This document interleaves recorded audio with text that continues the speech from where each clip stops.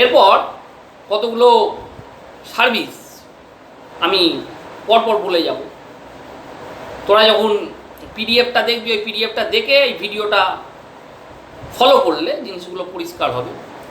তো এখানে আমরা আপাতত এন্ট্রি 9 পর্যন্ত ডিসকাস করলাম। এবার আমরা এন্ট্রি 10 থেকে এন্ট্রি 18 পর্যন্ত আমরা আলোচনা করব। এগুলো সব ওই ধরনের সাপ্লাই অফ সার্ভিসেস যেগুলোর ক্ষেত্রে রিভার্স চার্জ মেকানিজম অ্যাপ্লিকেবল হবে।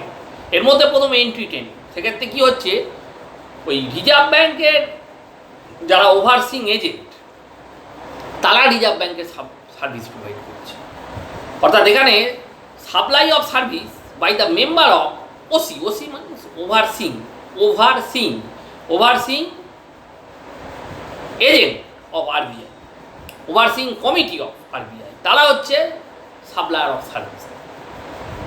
এবং কাকে সার্ভিস প্রোভাইড করছে, overseeing member of the overseeing committee, ইনি তো প্রোভাইডার অফ সার্ভিস। তার কাকে তিনি সেই সার্ভিস প্রোভাইড করছে না আরবিআইকে। এবং এই এন্ট্রি 10 বলা হচ্ছে এক্ষেত্রেও আরবিআই যেহেতু রিসিপিয়েন্ট অফ সার্ভিসেস, তাদের তো কনসিডারেশান পে করতে হবে, কিছু টাকা দিতে হবে। কাকে দিতে হবে না, ওই মেম্বার অফ ওভারসিং কমিটি। এবং এই যে কনসিডারেশানটা আরবিআই পে করবে, এই কনসিডারেশানের উপর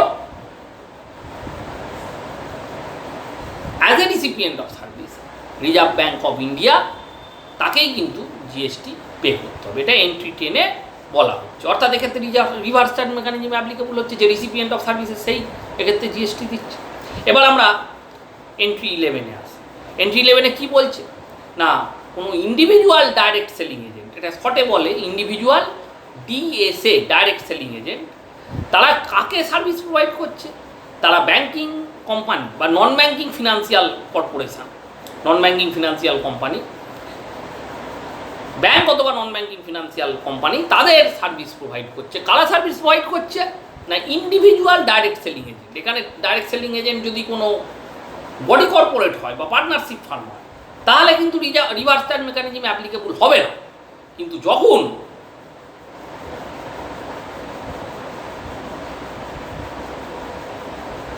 যখন কোনো ইন্ডিভিজুয়াল ডাইরেক্ট সেলিং এজেন্ট, অর্থাৎ ডাইরেক্ট সেলিং এজেন্ট তার স্ট্যাটাসটা হচ্ছে তিনি ইন্ডিভিজুয়াল, তিনি যখন কোনো সার্ভিস প্রোভাইড করছেন, কাকে প্রোভাইড করছেন হচ্ছে ব্যাংক বা নন ব্যাংকিং ফিনান্সিয়াল কর্পোরেশন, সেক্ষেত্রে কি হবে না, এক্ষেত্রে রিভার্স চার্জ মেকানিজম অ্যাপ্লিকেবল হবে। অর্থাৎ ইন্ডিভিজুয়াল যে ডাইরেক্ট সেলিং এজেন্ট তিনি কিন্তু প্রোভাইডার অফ সার্ভিসেস, কিন্তু তাকে এক্ষেত্রে জিএসটি দিতে হবে না। তিনি যে কনসিডারেশানটা ব্যাংক বা নন ব্যাংকিং ফিনান্সিয়াল কর্পোরেশন থেকে রিসিভ করবেন because of providing his services as a direct selling agent, সেই কনসিডারেশানের উপর এক্ষেত্রে কে জিএসটি দেবে না, ওই ব্যাংক বা নন ব্যাংকিং ফিনান্সিয়াল কর্পোরেশন।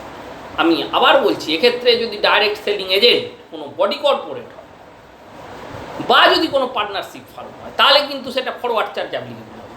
কারণ ওদের তো সাধারণভাবে রেজিস্ট্রেশন থাকে এবং তারা সার্ভিস প্রোভাইড করলে যা কনসিডারেশান পাবে তার উপর তারাই প্রোভাইডার অফ সার্ভিস দেবে, ফরওয়ার্ড চার্জে তারা জিএসটি দেবে। কিন্তু যখন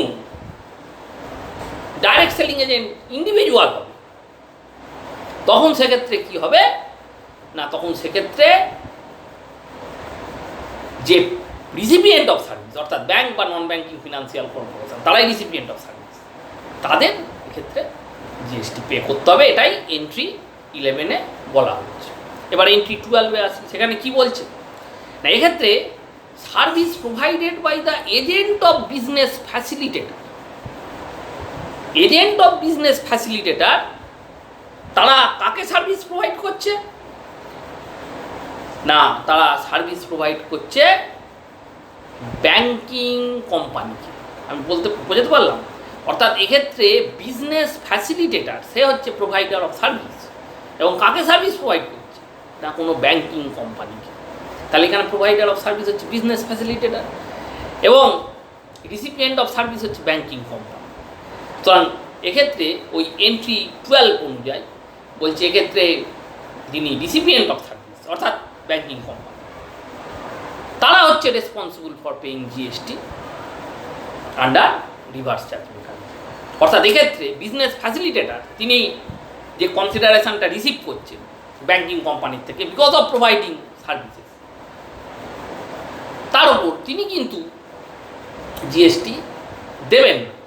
ফরওয়ার্ড চার্জ মেকানিজমে তাকে জিএসটি দিতে হচ্ছে না, এবং যেহেতু প্রোভাইডার অফ সার্ভিসেস তিনি জিএসটি দিচ্ছেন না, সুতরাং এক্ষেত্রে রিসিপিয়েন্ট অফ সার্ভিস, অর্থাৎ এক্ষেত্রে রিসিপিয়েন্ট অফ সার্ভিস হচ্ছে ব্যাংকিং কোম্পানি, তাকে কিন্তু রিভার্স চার্জ মেকানিজমে এক্ষেত্রে জিএসটি পে করতে হচ্ছে।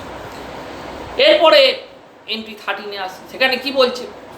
সেইখানে বলছে যে এক্ষেত্রে agent of business correspondence, agent of business correspondence কাকে সার্ভিস প্রোভাইড করছে না? Business correspondence. অর্থাৎ এখানে রিসিপিয়েন্ট অফ সার্ভিস হচ্ছে বিজনেস করেসপন্ডেন্স আর প্রোভাইডার অফ সার্ভিস হচ্ছে এজেন্ট। এক্ষেত্রেও ওই এন্ট্রি যে 13 সেই অনুযায়ী বলা হচ্ছে যে এক্ষেত্রে যে এজেন্ট, যে প্রোভাইডার অফ সার্ভিস, সে কিন্তু ফরওয়ার্ড চার্জ বেসে জিএসটি দেবে। অর্থাৎ এক্ষেত্রে as a recipient of service business correspondence, যে রিসিপিয়েন্ট অফ সার্ভিস, বিজনেস করেসপন্ডেন্সই তো এখানে এজেন্টের থেকে সার্ভিসটা প্রকিওর করছে, তাহলে এখানে রিসিপিয়েন্ট অফ সার্ভিস হচ্ছে বিজনেস করেসপন্ডেন্স। সেই বিজনেস করেসপন্ডেন্স যে কনসিডারেশান তার এজেন্টকে পে করবে, সেই কনসিডারেশানের উপর ওই বিজনেস করেসপন্ডেন্স সেই জিএসটি পে করবে রিভার্স চার্জ মেকানিজমে, এবং এটাই এন্ট্রি 13-এ বলা হয়েছে। এরপরে এন্ট্রি 14, এন্ট্রি 14টা খুব ইম্পর্টেন্ট। এটা হচ্ছে সিকিউরিটি সার্ভিস প্রোভাইড, এবং এই সিকিউরিটি সার্ভিস কে প্রোভাইড করছে? বলছে বডি কর্পোরেট ছাড়া অন্য যে কেউ। অর্থাৎ প্রোভাইডার অফ সার্ভিস এখানে অ্যাক্টিভিটিটা কী? অ্যাক্টিভিটিটা হচ্ছে provide supply of security personnel, এবং এই সিকিউরিটি পার্সোনেল যে প্রোভাইড করছে সে কিন্তু বডি কর্পোরেট যদি না হয়, বডি কর্পোরেট ছাড়া অন্য যে কেউ হলে সেক্ষেত্রে কী হচ্ছে, এবং এই সিকিউরিটি সার্ভিস কাকে প্রোভাইড করা হচ্ছে? যদি রেজিস্টার্ড পার্সনকে প্রোভাইড করা হয়, এবং সেই রেজিস্টার্ড পার্সন যদি ট্যাক্সেবল টেরিটরিতে বিলং করে, তাহলে সেক্ষেত্রে বলছে যে রিভার্স চার্জ মেকানিজম অ্যাপ্লিকেবল হবে। অর্থাৎ যে ওই রেজিস্টার্ড পার্সন যে ট্যাক্সেবল টেরিটরিতে বিলং করছে, যিনি সিকিউরিটি সার্ভিস রিসিভ করছে, কার থেকে না? From any person other than body corporate. তাহলে সেক্ষেত্রে কী হবে না, ওই যে রেজিস্টার্ড পার্সন যিনি সিকিউরিটি সার্ভিস রিসিভ করছেন অ্যাজ এ রিসিপিয়েন্ট, তাকেই কিন্তু জিএসটি পে করতে হবে। যদি এখানে প্রোভাইডার অফ সার্ভিস যদি বডি কর্পোরেট হয়, আমরা জানি কিছু কোম্পানি আছে, বড় বড় কোম্পানি, যারা সিকিউরিটি পার্সোনেল বা সিকিউরিটি সার্ভিস প্রোভাইড করে, তারা যদি বডি কর্পোরেট হয়, অর্থাৎ যে সার্ভিস প্রোভাইডার সে যদি বডি কর্পোরেট হয়, সেক্ষেত্রে ফরওয়ার্ড চার্জ অ্যাপ্লিকেবল হবে, অর্থাৎ প্রোভাইডার হিসেবে তারাই জিএসটি দেবে। কিন্তু বডি কর্পোরেট ছাড়া অন্য কেউ যদি সিকিউরিটি সার্ভিস প্রোভাইড করে, সেটা অ্যাসোসিয়েশন অফ পার্সন হতে পারে, বডি অফ ইন্ডিভিজুয়াল হতে পারে, সেটা পার্টনারশিপ ফার্ম হতে পারে, এরা বা কোনো ইন্ডিভিজুয়াল কনসার্ন হতে পারে, তারা যদি সিকিউরিটি সার্ভিস প্রোভাইড করে, কাকে প্রোভাইড করছে? কোনো একটা রেজিস্টার্ড পার্সনকে যে ট্যাক্সেবল টেরিটরিতে বিলং করছে, এরকম কাউকে যদি সিকিউরিটি সার্ভিস প্রোভাইড করে, তাহলে সেক্ষেত্রে as a recipient of service ওই যে রেজিস্টার্ড পার্সন যিনি সিকিউরিটি সার্ভিস প্রকিওর করবে, তাকে কিন্তু ওই কনসিডারেশান যেটা তিনি পে করছে ফর প্রকিওরিং সিকিউরিটি সার্ভিসেস, সেই কনসিডারেশানের উপর তাকেই কিন্তু জিএসটি পে করতে হবে। তবে এক্ষেত্রে কিছু এক্সেপশান আছে। আমরা জানি কিছু গভর্নমেন্ট বডি, গভর্নমেন্ট এজেন্সি, তারা জিএসটিতে রেজিস্ট্রেশন নেয় টিডিএস করার জন্য, তাদের রেজিস্ট্রেশনটা নেওয়াই থাকে টিডিএস করার জন্য। এন্ট্রি 51 আমরা এটা আগেও আলোচনা করেছি, যে যদি এন্ট্রি 51 অনুযায়ী শুধু টিডিএস করার জন্যে কেউ রেজিস্ট্রেশন নিয়ে থাকে, সাধারণত গভর্নমেন্ট বডিগুলোই নিয়ে থাকে, এবং ওরা সাধারণভাবে তাদের কাজ ওই সাপ্লাই অফ গুডস বা সার্ভিসেস নয়, সাধারণভাবে নয়, কিন্তু তারা রেজিস্ট্রেশন নিয়েছে শুধু টিডিএস করার জন্য। এরকম যদি হয়ে থাকে, তারা যদি রিসিপিয়েন্ট অফ সার্ভিস হয়, তাহলে সেক্ষেত্রে কিন্তু রিভার্স চার্জ মেকানিজম অ্যাপ্লিকেবল হবে না। এছাড়াও আর একটা এক্সেপশান আছে, যেক্ষেত্রে যদি রেজিস্টার্ড পার্সন যিনি ওই সার্ভিস প্রকিওর করছেন রিসিপিয়েন্ট, তিনি যদি আন্ডার সেকশন 10 অনুযায়ী ট্যাক্স পে করে। অর্থাৎ কম্পোজিট ডিলার যদি হয়, এক্ষেত্রে কম্পোজিট ডিলাররা সাধারণভাবে ওই আন্ডার সেকশন 10 অনুযায়ী ট্যাক্স পে করে।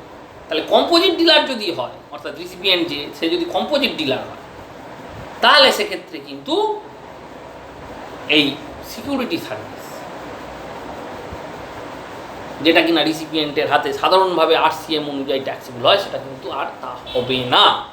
অর্থাৎ এই দুটো ক্ষেত্রে, অর্থাৎ যে ক্ষেত্রে সিকিউরিটি সার্ভিস প্রোভাইড করা হচ্ছে কাকে না, এমন একটা রেজিস্টার্ড পার্সনকে যে রেজিস্ট্রেশন নিয়েছে TDS করার জন্য 51, আর এমন কোনো রেজিস্টার্ড পার্সনকে সিকিউরিটি সার্ভিস প্রোভাইড করা হচ্ছে যে আন্ডার সেকশন 10 অনুযায়ী ট্যাক্স পে করে, অর্থাৎ যে কিনা কম্পোজিট ডিলার। এদের দুটো এক্সেপশান ছাড়া অন্য সমস্ত ক্ষেত্রে সিকিউরিটি সার্ভিস যে প্রোভাইড করছে সে যদি বডি কর্পোরেট না হয় এবং সে যদি কোনো রেজিস্টার্ড পার্সনকে সিকিউরিটি সার্ভিস প্রোভাইড করে, তাহলে যে রিসিপিয়েন্ট অফ সার্ভিস সেই কিন্তু আন্ডার রিভার্স চার্জ মেকানিজম সেই কিন্তু এই কনসিডারেশনের ওপর এক্ষেত্রে GST পে করে।